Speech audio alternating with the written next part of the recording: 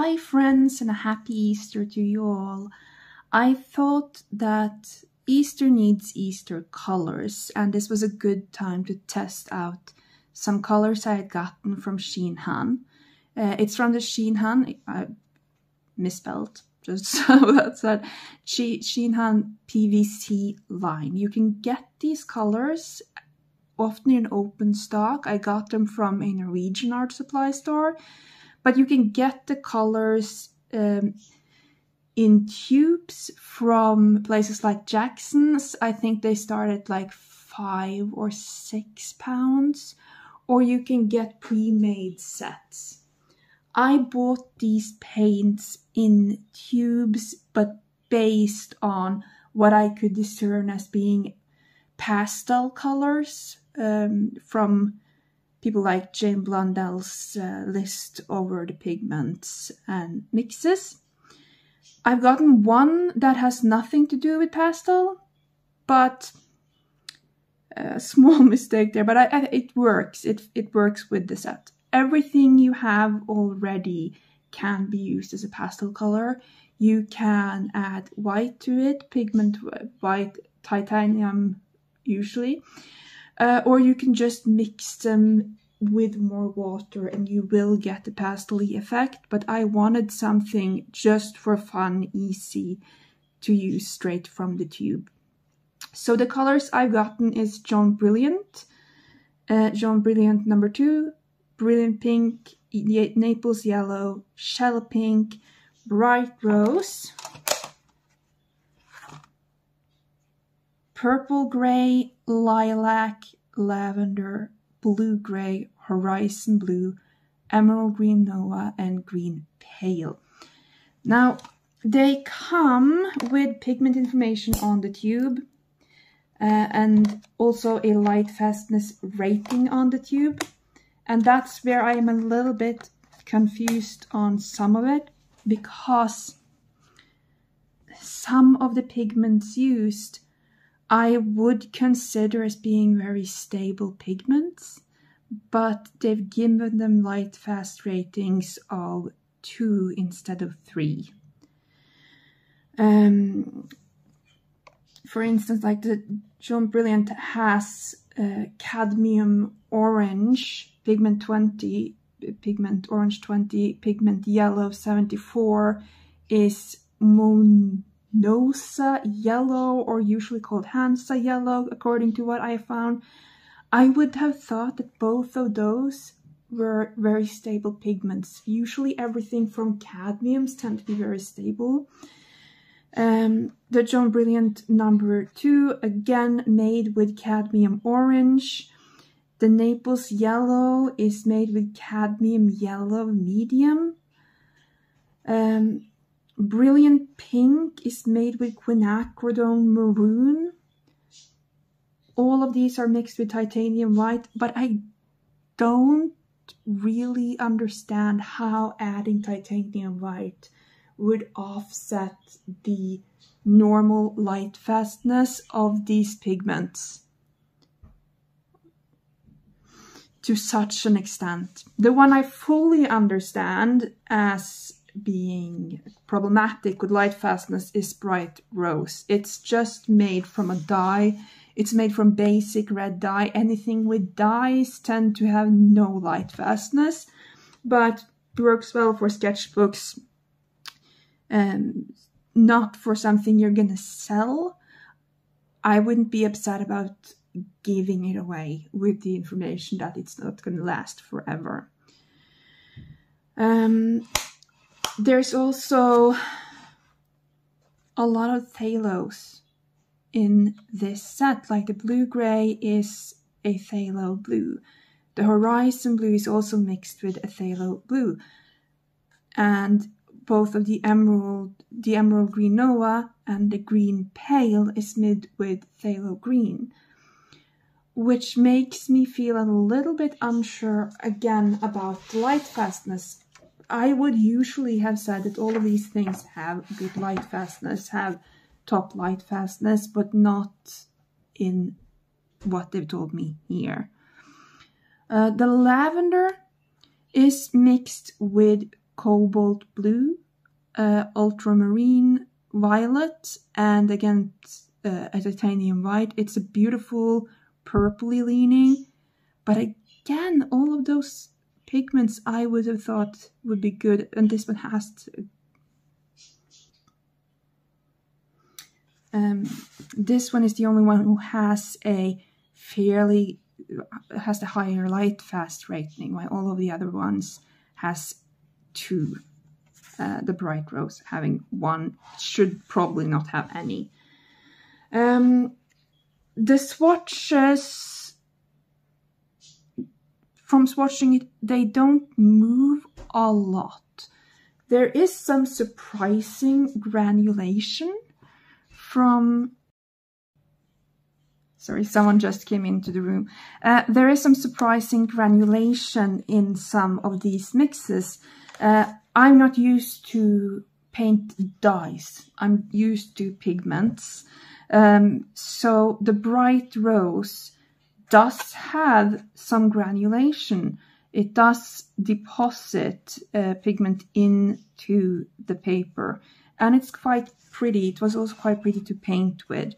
Unsurprisingly, the lavender has some granulation in bigger washes. It has some separation.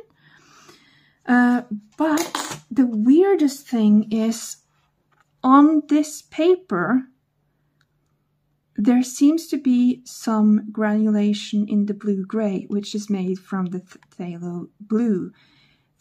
I know that there are some phthalo blues that can granulate. I think they add stuff to the mix usually to make sure it doesn't.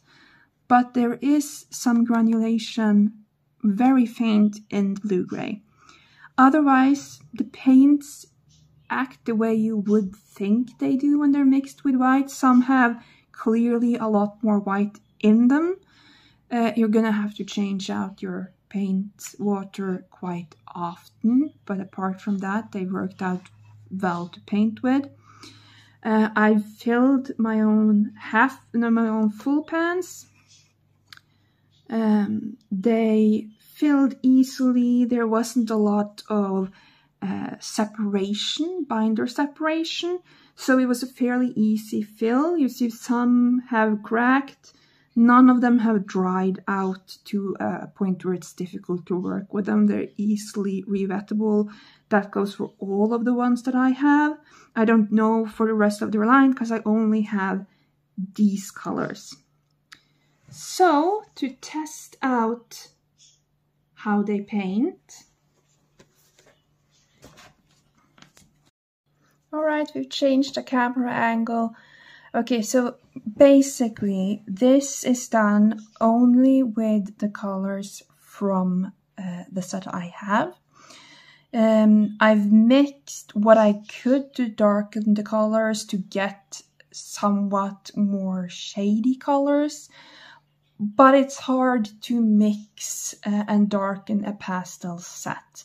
There's so much white in some of the blends that I had to try very hard to get colors that had a little bit less of the white in it to be able to blend. That meant that the bright rose, that isn't really a pastel color, was fairly important for me in blending. Also, the emerald green Nova does have quite a lot less, seemingly, of the white than the green pale has. Naples yellow also seems to have less white than some of these others. So mixing, I used a lot of Naples yellow, bright rose, emerald green Nova, and also lavender. Doesn't seem to have as much white. But this painting is all done in wet in wet, which was not a problem at all for these colors. They don't move a lot. I don't know enough to know if it's because of the white pigment that they're very stable when you put them into water, or if it's because the brand doesn't move as much. You can see some movement when I've been splattering in some blues They move a little bit, but I've also been moving this paper around while it was wet, so it's had some help from that. A little bit of the John Brilliant has moved, not a lot. I didn't have to take a lot of care about edges. I cleaned them up a little bit using a white Prismacolor, but there isn't a lot of movement anywhere. You can see a little bit here. This is as bad as it got. The movement from starting to use blues and purples here into the green and here, but that's it. Not a lot.